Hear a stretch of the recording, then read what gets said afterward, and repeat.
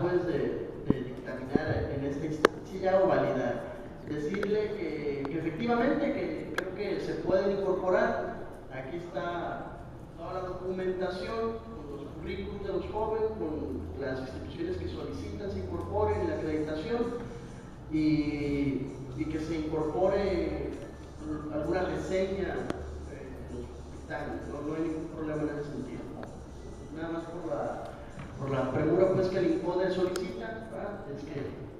Pero es válida la observación. Entonces, en ese sentido, nada más dejar muy claro y mencionar que efectivamente el trabajo se hizo, el trabajo se estuvo realizando y se vieron a los deportistas que se seleccionaron, que efectivamente los que estamos más inscritos en el deporte, conocemos a la gran mayoría de ellos y damos cuenta pues del trabajo que ya han venido realizando y de la serie de actividades pues que ellos realizan. Pero además aceptamos pues el que se incorpore más información a los documentos en su momento.